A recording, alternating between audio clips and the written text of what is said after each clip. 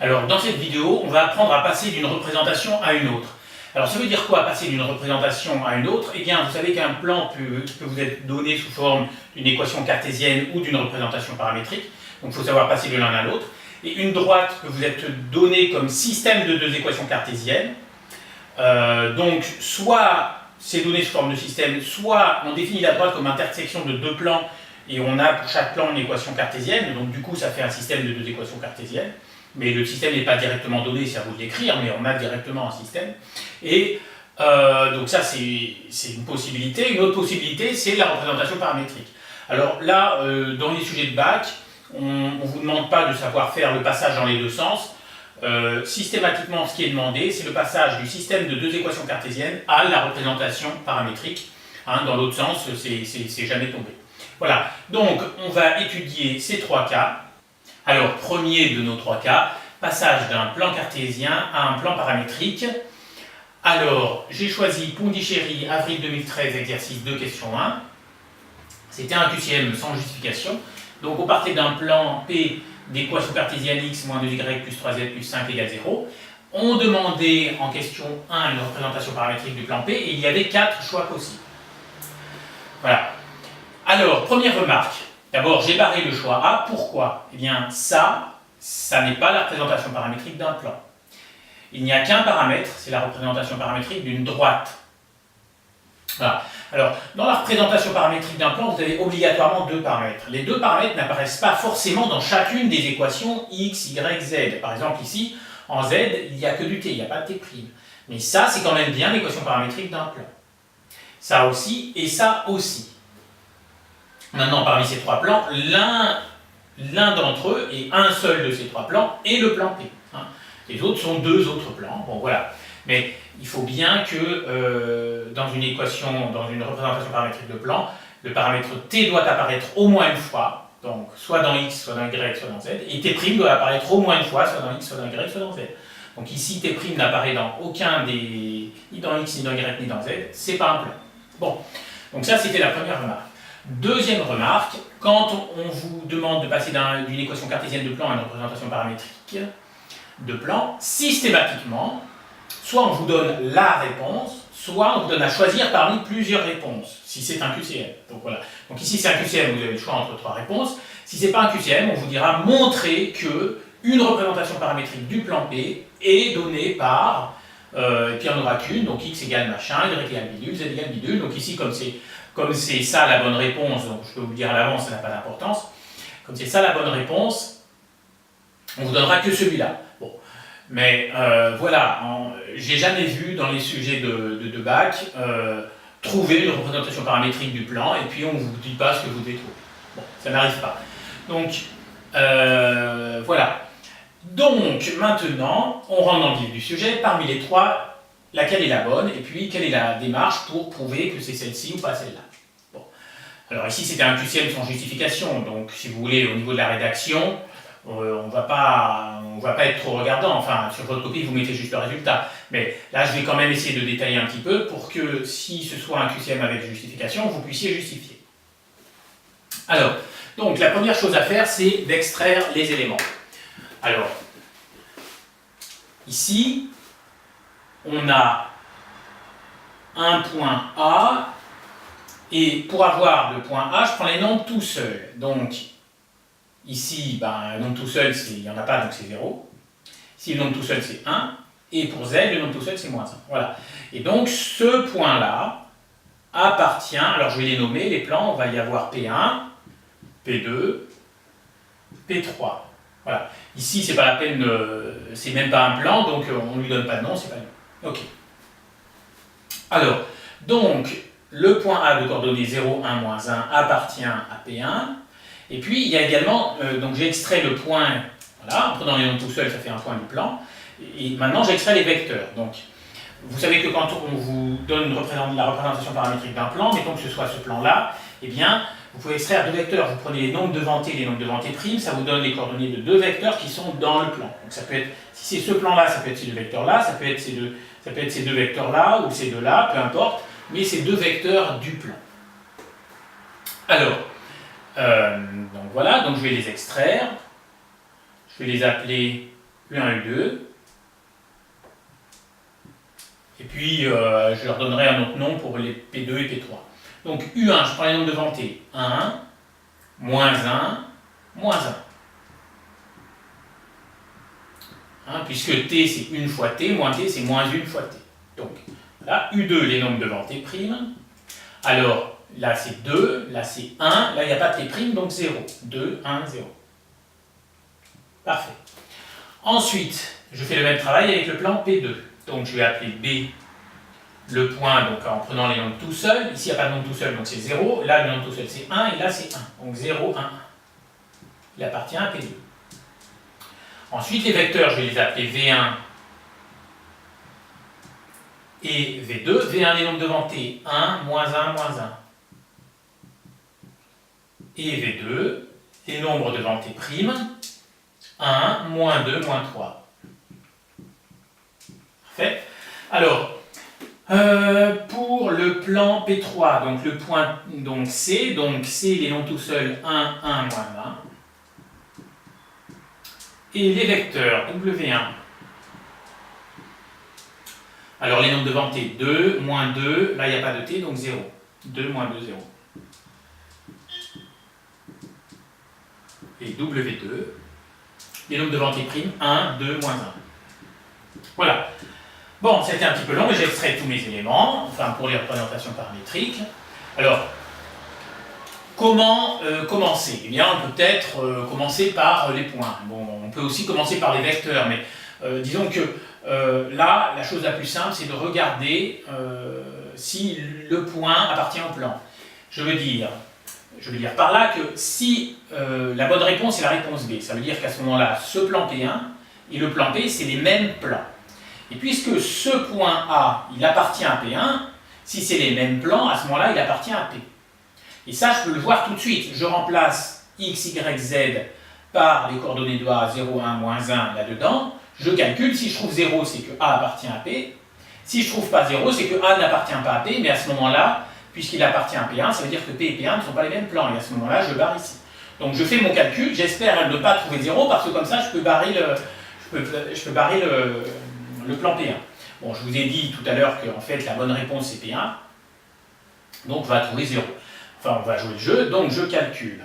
Ici, donc je commence par bien détailler. XA moins 2YA plus 3ZA plus 5. Voilà.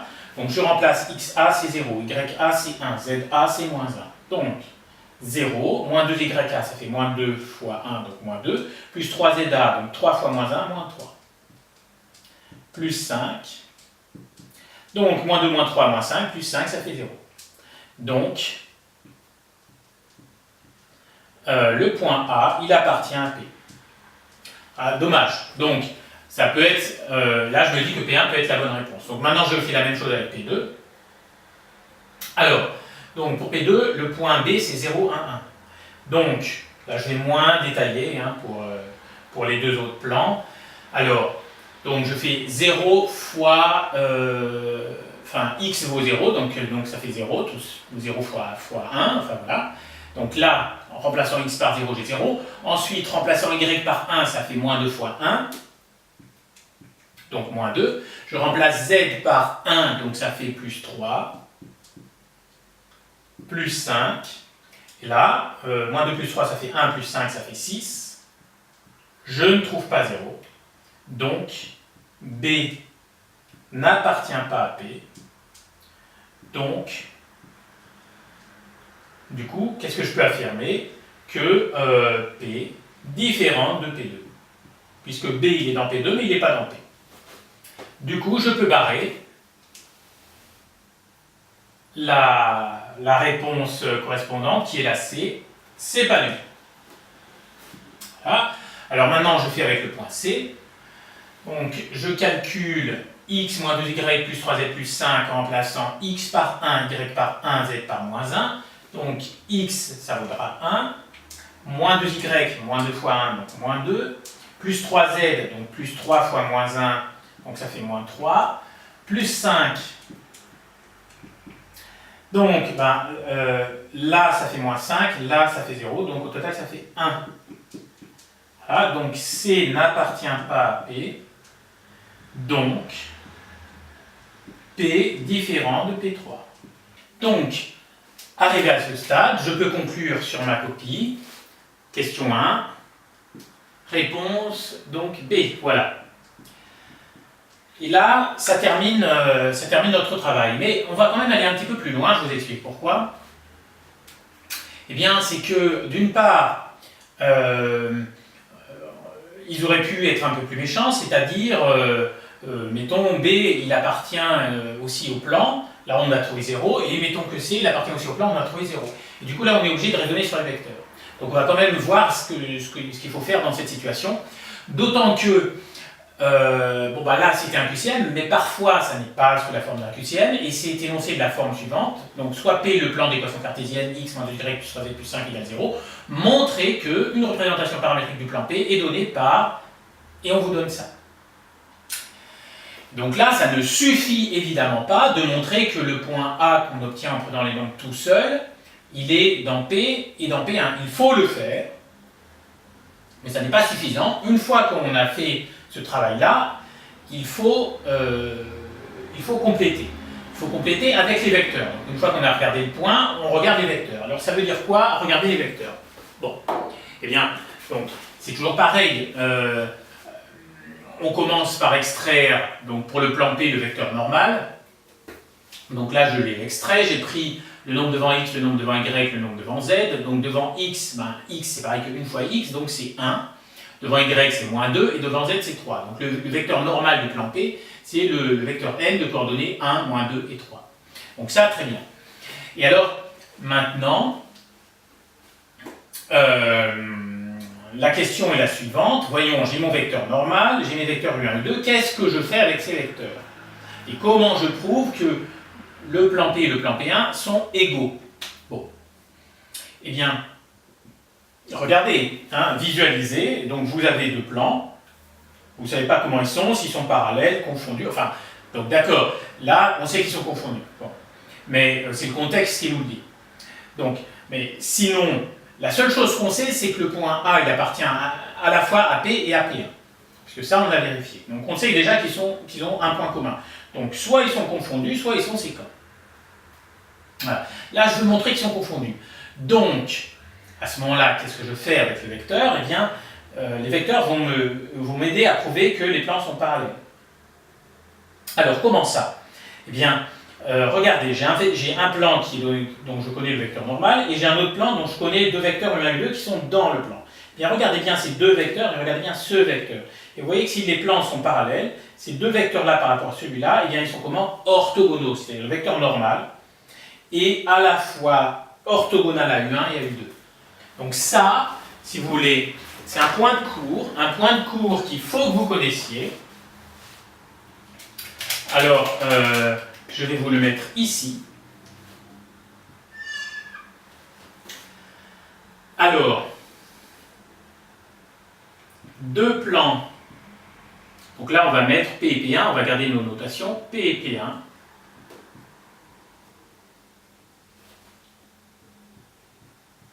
Avec n, donc vecteur normal de P et U1, U2, deux vecteurs de P1. Alors quand je dis deux vecteurs de P1, entendons-nous, ces deux vecteurs, ils sont comme ça. Alors un vecteur, j'ai le droit, je ne change pas de vecteur si je change le point, donc je peux très bien dire qu'ils sont comme ça. Mais quand on dit que deux vecteurs sont dans un plan, ça ne veut pas forcément dire que, ça veut pas dire qu'on est obligé de les représenter dans le plan. On peut très bien les représenter comme ça. Donc on peut les représenter comme ça, mais on peut très bien les représenter comme ça, et à ce moment-là, ils ne sont pas dans le plan. Mais il n'y a pas de mot officiel. Donc du coup, on dit que c'est deux vecteurs du plan. Hein. Voilà. Donc, je continue. Donc on a deux plans. Il y a un plan, on connaît un vecteur normal, et un autre plan, on connaît deux vecteurs. Bon. Eh bien, ces plans P et P2 sont parallèles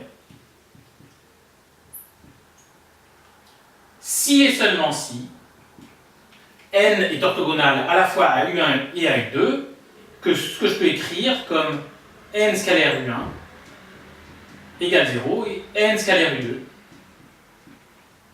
égale 0. Entendons-nous bien, il faut que les deux fassent 0. Si l'un des deux vaut 0 et pas l'autre, les plans ne sont pas parallèles. Et voilà, et c'est bien une condition nécessaire et suffisante. À partir du moment où vous avez le vecteur normal d'un plan et deux vecteurs d'un autre plan, les plans sont parallèles si et seulement si le vecteur normal est orthogonal à la fois à U1 et à U2. Ça, c'est un point de cours qu'il faut absolument que vous connaissiez. Donc, ce n'est pas forcément directement dans votre cours, mais je vous garantis que vous avez intérêt à le savoir. Voilà. Du coup, qu'est-ce que je fais sur ma copie si je dois justifier que ceci est une représentation paramétrique de ce plan? Donc on oublie le QCM, on oublie voilà, ça. Je dois simplement montrer que ça est une représentation paramétrique de ça. Donc, dans un premier temps, je montre que le point A que j'ai en prenant les nombres tout seul, il est dans P. Ça, c'est fait, donc je ne le refais pas. Mais ce que je vais faire maintenant, c'est vérifier que ces vecteurs-là sont orthogonaux à ce vecteur. Donc, allons-y. Sur ma copie, je fais comme ceci. Je mets n scalaire U1 égale, bon, pour le produit scalaire, hein, la formule de base, c'est xx' plus yy' plus zz'. Voici n, voici U1, donc xx', 1 fois 1. Plus yy', moins 2 fois moins 1, donc plus 2. Plus zz', donc 3 fois moins 1, moins 3. Ça fait bien 0. Ensuite, ça n'est pas suffisant. Je calcule n scalaire U2. Alors, voici n, voici U2, xx' plus yy' plus zz'. Xx', 1 fois 2, 2. Yy', moins 2 fois 1, moins 2. Zz', 3 fois 0, 0, égale 0. Et je mets sur ma copie, donc, P parallèle à P1. Voilà. N'expliquez pas sur votre copie pourquoi le fait que le produit scalaire fasse 0 explique que les plans sont parallèles. C'est une méthode à connaître, le correcteur la connaît parfaitement, donc là, c'est impeccable, c'est pas la peine d'en mettre plus. Éventuellement, vous pouvez mettre le vecteur normal du plan P est bien orthogonal à U1 et U2, donc les plans sont parallèles, c'est pas obligé, là, vous mettez ça comme ça, c'est bon. Alors, P1 est parallèle à P2, ensuite sur ma copie, je mets or A appartient à P1 inter P2. Hein, ça veut dire que A est à la fois dans... Non, c'est pas P2, pardon, désolé, c'est P. A appartient à la fois à P1 et à P. Donc, P1 égale P. Voilà. Et donc ça, cette fois-ci, ça prouve bien que ça, c'est une représentation paramétrique de ce plan. Voilà, et donc là, c'est impeccablement justifié. On passe au cas numéro 2. Alors maintenant, on passe à notre deuxième cas, passage d'un plan paramétrique à un plan cartésien. Alors, j'ai cherché un exemple adéquat dans le sujet de bac, mais ça n'était jamais vraiment explicitement demandé, c'est-à-dire qu'il n'y avait pas vraiment le cas où vous donnez une représentation paramétrique et vous demandez une équation cartésienne. Par contre, et d'une, je suis persuadé que tôt ou tard ça tombera, surtout que je vous signale que l'année dernière c'était essentiellement des QCM. Bon, à l'heure où je fais cette vidéo, on est en mars 2014, donc il y a quand même le sujet de Nouvelle-Calédonie 2014 qui est tombé. Et en fait, c'était pas un QCM. Donc, enfin, moi, je pense que cette année, ce ne sera pas forcément sous forme de QCM, et plutôt pas sous forme de QCM. Je me trompe peut-être, mais voilà. Et si tel est le cas, vous pouvez très bien avoir, dans un problème de géométrie dans l'espace, eh bien, on vous donne la représentation paramétrique et vous devez trouver les équations cartésiennes. Hein, donc ça, c'est... voilà, donc c'était jamais explicitement comme ça, mais... Par contre, il y avait des choses qui pouvaient se ramener à ça, hein, donc voilà. Mais bon, enfin, je maintiens qu'il vaut mieux savoir faire ça, et je vous montre comment le faire. Alors, donc, on part d'un plan P qui est donné par cette représentation paramétrique, et on doit aboutir à une équation cartésienne. Bien. Alors, du coup, la première chose à se dire, c'est comment faire pour obtenir l'équation cartésienne. Eh bien, la première chose à avoir, c'est le vecteur normal, parce qu'une équation cartésienne, ce sera un truc qui ressemblera à ça, hein, ax plus by plus cz plus d égale 0, il faut trouver abcd. Bon. Eh bien, A, B, C, c'est les coordonnées du vecteur normal. Donc, si j'arrive à trouver le vecteur normal, déjà j'aurai A, B et C. Puis après, ce sera facile de trouver D, vous verrez. Et donc, la première chose, c'est trouver le vecteur normal. Donc, là, je vais extraire les éléments, et donc je vais extraire un point, deux vecteurs, les vecteurs U1 et U2, et à partir de ces vecteurs U1 et U2, je vais trouver le vecteur normal, et je vais vous montrer comment. Alors, donc je commence par extraire les éléments. Donc, j'ai mon point A, je prends les nombres tout seul. Donc là, il y a 1, là il y a moins 7, moins 3. Et je sais qu'il appartient à P. Ensuite, je prends donc les vecteurs U1 et U2. Donc pour U1, je prends les nombres devant T. Alors là, il y a 3, là il y a 1, là il y a 1. Et pour U2, je prends les nombres devant T', moins 1. Ben là, il n'y a pas de T', donc 0 et 2. Moins 1, 0 et 2.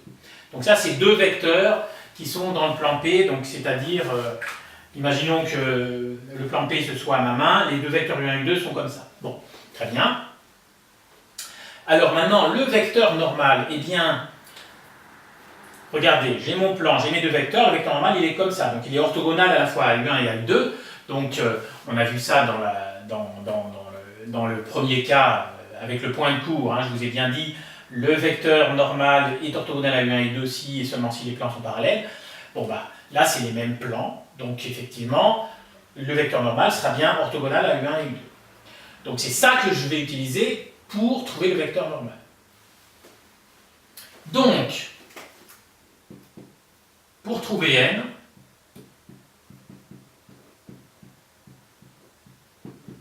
deux méthodes.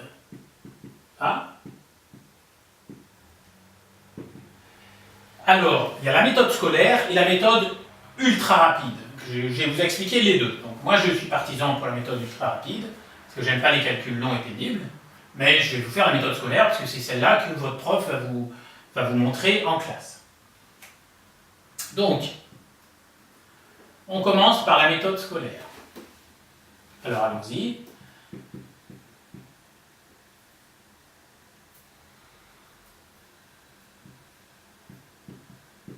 Méthode scolaire. Donc, je prends le vecteur normal et j'appelle ces coordonnées, je peux les appeler ABC ou x, y, z. Bon, allez, on va dire x, y, z. Voilà. Et je dis n scalaire U1, ça doit faire 0. Mais U1 est là, n est là, donc le produit scalaire xx' plus y' plus zz', donc xx' 3x, y, y', 1y, z, z', ça fait z. Donc ça doit faire 0. Bien, et ensuite n scalaire U2, ça doit faire 0. Et n scalaire U2, voici n, voici U2, donc c'est pareil, xx' plus y' plus zz', donc xx' ça fait moins x, y', ça fait y fois 0, donc 0. Z, z', ça fait z fois 2, donc plus 2z. Et voilà. Et donc, je me retrouve avec un système, deux équations, trois inconnues. Donc, j'ai 3x plus y plus z égale 0. Et moins x plus 2z égale 0. Bon. Ça, on va...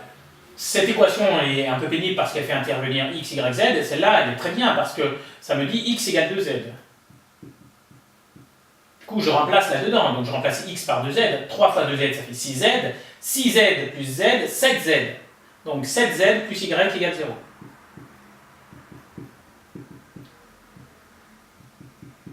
Bien.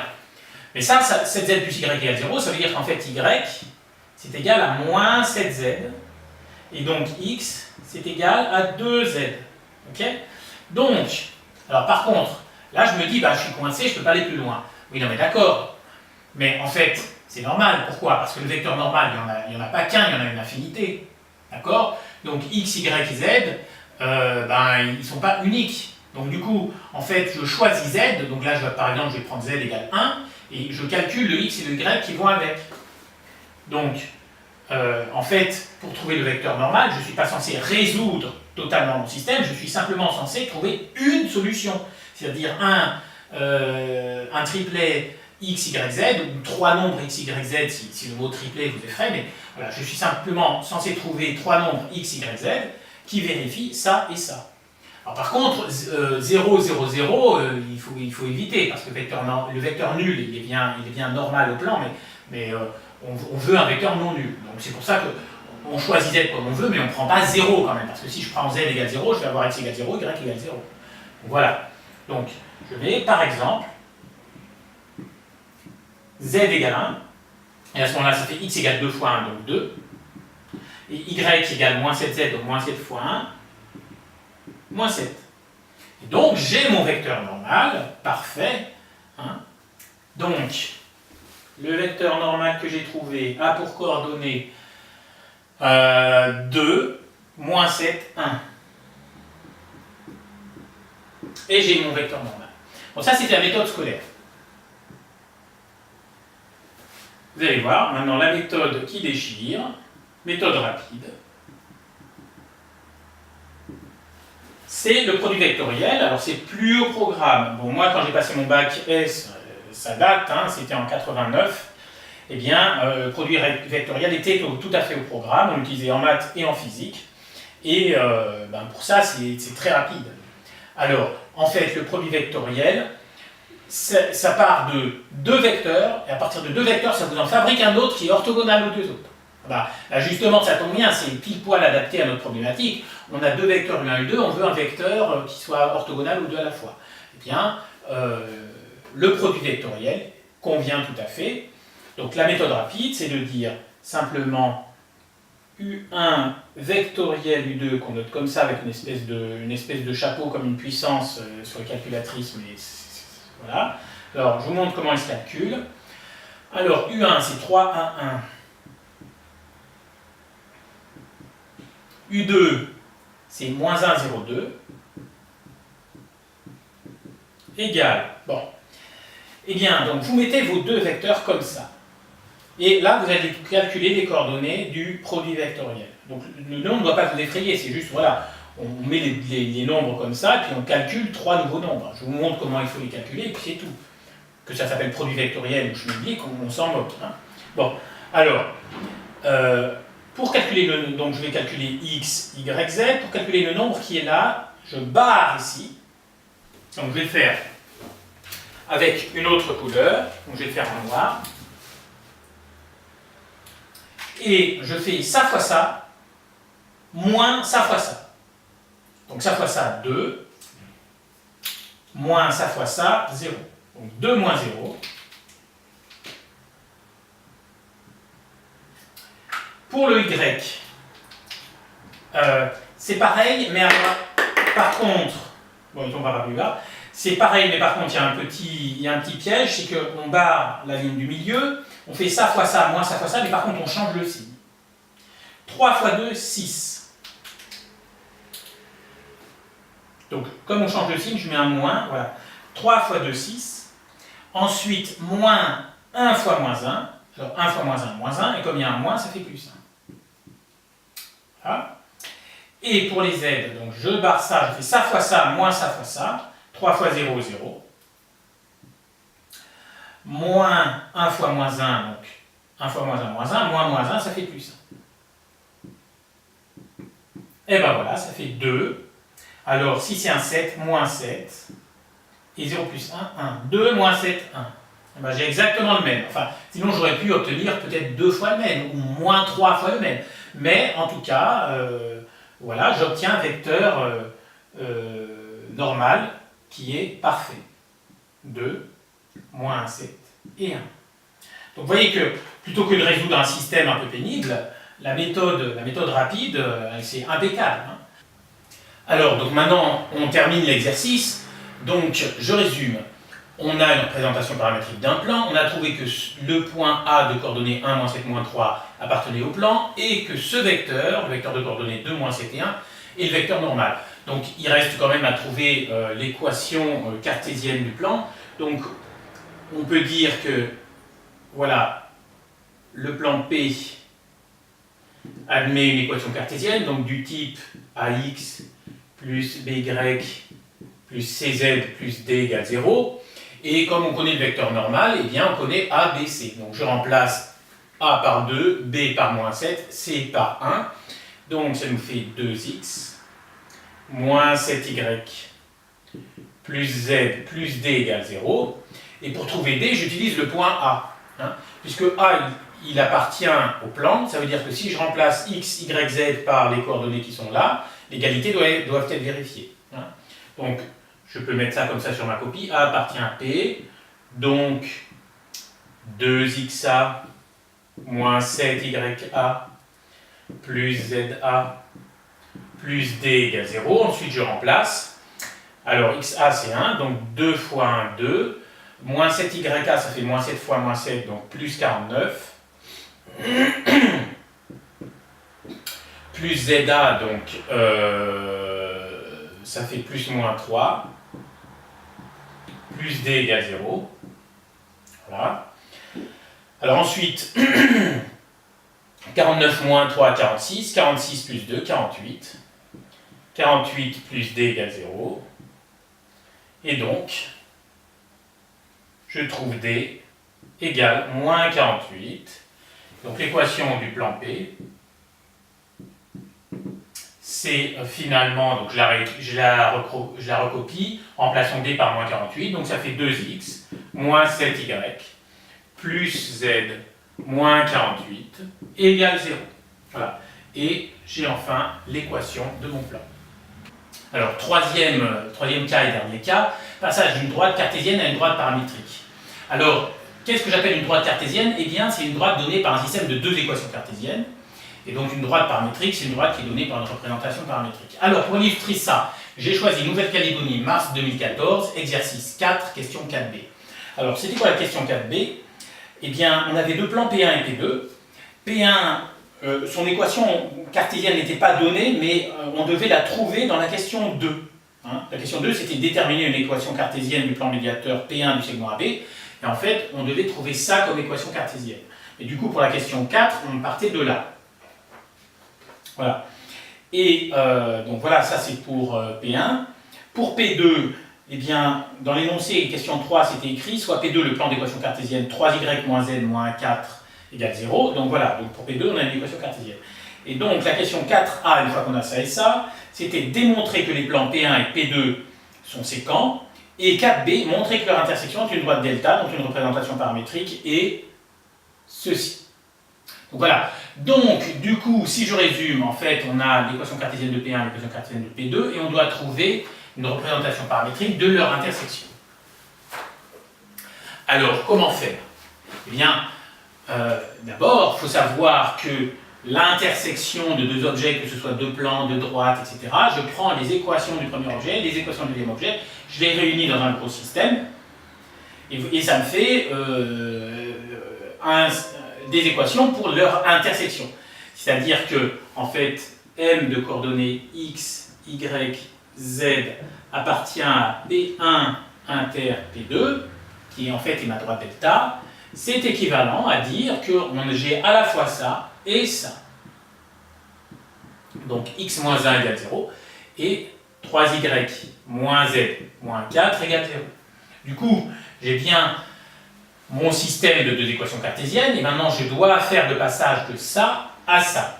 Alors, comment faire? Eh bien, d'abord, c'est une question classique, donc là, qu'on a trouvé en 2014, mais en 2013, elle y était aussi. Simplement, je me suis dit, autant prendre le sujet le plus frais. Alors, une fois que j'ai ça, comment faire le passage de là à là? Bon, eh bien, en fait, l'idée, c'est, je fais un peu comme si je résolvais le système, Et après, je vais devoir faire un choix. C'est-à-dire que parmi x, y et z, il y en a un que je vais transformer en paramètre principal.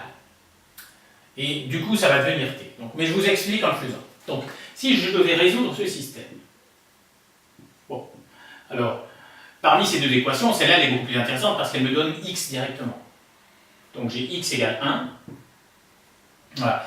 Et puis maintenant, ben voilà, donc là je vais utiliser ça pour exprimer z en fonction de y ou y en fonction de z. Bon.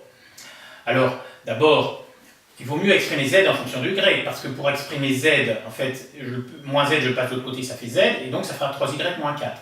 Alors que si je veux exprimer y en fonction de z, donc ça je le passe de l'autre côté, ça fait z plus 4, il n'y a pas de problème, et après je dois diviser par 3. Et donc ça me fait des fractions, et j'aime pas les fractions. Voilà. Mais ensuite, il faut bien voir, dans le résultat, à chaque fois, que ce soit en 2013 ou en 2014, à chaque fois que vous aviez cette problématique-là, à chaque fois, dans l'équation paramétrique de la droite, il y a un des trois qui vaut t exactement. Ici, c'est y qui vaut t. Bon. Eh bien, quand c'est comme ça veut dire qu'en fait, il faut tout faire avec y. Ça veut dire que quand vous avez ça veut dire que ici, dans votre système, vous devez le résoudre en essayant de trouver x, y et z en fonction de y. Si j'avais eu z égale t ici, ça veut dire que j'aurais dû exprimer ici, en résolvant mon système, j'aurais dû exprimer x, y et z en fonction de z, si j'avais eu z égale t. Mais là, j'ai y égale t, donc je dois exprimer x, y et z en fonction de y. Ne me demandez pas pourquoi, mais il faut le savoir et puis c'est tout. Donc, ici, je vois que le t il est en y, donc je sais que je dois faire en fonction de y. Et donc, là, le z, le moins z, je le fais passer de l'autre côté, et donc il vient z, ça fait z égale 3y moins 4.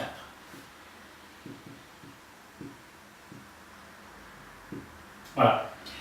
Eh bien, arrivé à ce stade, j'ai quasiment terminé. Pourquoi?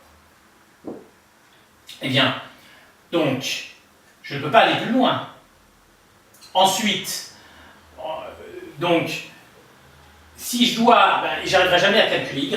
En fait, je choisis y comme je veux. Une fois que j'ai, par exemple, j'ai choisi y égale 10, donc je calcule z, et puis x il est déjà calculé, voilà. Mais le y, c'est pas la peine d'essayer de l'avoir, je ne l'aurai pas. Donc là, dans la résolution, je suis coincé, je ne peux pas aller plus loin. Par contre, je peux remarquer que ça ressemble beaucoup à ma représentation paramétrique. C'est-à-dire x égale 1, il est là, z égale 3t moins 4, là j'ai z égale 3y moins 4, donc en fait, là, je me dis que y et t, en fait, c'est pareil. Et du coup, j'ai le droit de poser, en quelque sorte, y égale t. Donc, c'est là que, en fait, il faut prendre la décision de dire, bon ben voilà, de toute façon, parmi mes trois nombres x, y, z, je n'arriverai jamais à calculer les trois à la fois. En fait, il y en a un que je choisis, enfin pas x, puisque lui, x il est imposé, mais parmi y et z, il y en a un que je choisis et je calcule l'autre grâce à cette équation. Bon, eh bien, du coup, on va dire que là, mon inconnu principal, celle que je choisis, c'est y, et du coup, les autres, je les calcule après, et donc, je rajoute ici y égale t, voilà. Donc ça fait un petit peu sorti d'un chapeau, je le sais bien, mais bon bah voilà, vous n'avez pas aimé ce passage-là, ce moment-là au début, et puis comme c'est tout le temps même, vous y ferez, mais il faut juste vous entraîner. C'est-à-dire qu'en fait, il faut bien que vous preniez conscience qu'on ne peut pas résoudre totalement le système, et donc il y a un nombre parmi x, y, z à choisir, donc ici ça ne peut pas être x, mais ça peut être soit y, soit z, et puisque dans le résultat il y a y égale t, et ben voilà, il y a un moment où je vais devoir rajouter cette équation, et vous avez le droit. Voilà. Et là, après, du coup, ça devient facile. Donc, le x égale 1, bah ça c'est bon. Le y égale t, d'accord. Et en fait, z égale 3y moins 4, ben, maintenant que j'ai que y vaut t, ça veut dire que j'ai le droit de remplacer y par t. Donc ça fait z égale 3t moins 4, et voilà. Et donc, voilà, donc là, sur votre copie, vous pouvez mettre ici, je choisis y comme paramètre, d'où y égale t, pour que Voilà, que comme ça, on ne se dise pas, bah là, il a triché, il a rajouté une équation voilà, pour que ça marche. Mais non, voilà, c'est justifié. Je choisis y comme paramètre, ça veut dire que y ce sera t. Voilà. Donc, c'est pas très difficile ce truc-là, mais ayez bien conscience que dans la réponse, il y aura toujours x, y ou z qui vaudra t, et qu'à ce moment-là, ce sera lui le paramètre. C'est-à-dire que l'équation, donc ici y égale t, mais parfois ça peut être x égale t ou z égale t, et à un moment on est obligé de la rajouter. Voilà, vous expliquez pourquoi vous la rajoutez, et puis c'est comme ça. Voilà. Donc, ben voilà, entraînez-vous, c'est pas très difficile, mais je sais que ce passage-là, au début, vous allez avoir du mal.